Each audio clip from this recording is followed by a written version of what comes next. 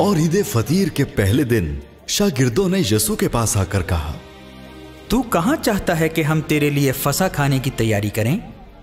उसने कहा, शहर में फलां शख्स के पास जाकर उससे कहना, उस्ताद फरमाता है कि मेरा वक्त नजदीक है, मैं अपने शागिर्दों के साथ तेरे हां ईद फसह करूंगा। और जैसा यसू ने शागिर्दों को हुक्म दिया था, उन्होंने वैसा ही किया और फसह तैयार किया। जब शाम हुई तो वो 12 शागिर्दों के साथ खाना खाने बैठा था। दस्तरखान से उठकर कपड़े उतारे और रुमाल लेकर अपनी कमर में बांधा। इसके बाद बर्तन में पानी डालकर शागिर्दों के पांव धोने और जो रुमाल कमर में बंधा था उससे पोंछने शुरू किए। फिर वो शमाउन पतरस तक पहुंचा। उसने उससे कहा, ऐ खुदावंद, क्या तू मेरे पांव धोता है?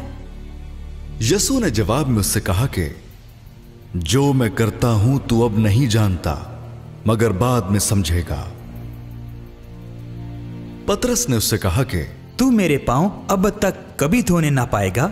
यसू ने उसे जवाब दिया कि अगर मैं तुझे ना धोऊं तो तू मेरे साथ शरीक नहीं। शमाउन पतरस ने उससे कहा, ऐ खुदावंद, सिर्फ मेरे पांव ही नहीं बल्कि हाथ और सर भी धो दे। यसू ने उससे कहा, जो नहा चुका है उसको पांव के सिवा और कुछ धोने की हाजत नहीं, बल्कि सरासर पाक है। और तुम पाक हो, लेकिन सब के सब नहीं। चूंकि वो अपने पकड़वाने वाले को जानता था, इसलिए उसने कहा, तुम सब पाक नहीं हो। बस जब वो उनके पांव धो चुका और अपने कपड़े पहनकर फिर बैठ गया तो उनसे कहा, क्या तुम जानते हो कि मैंने तुम्हारे साथ क्या किया?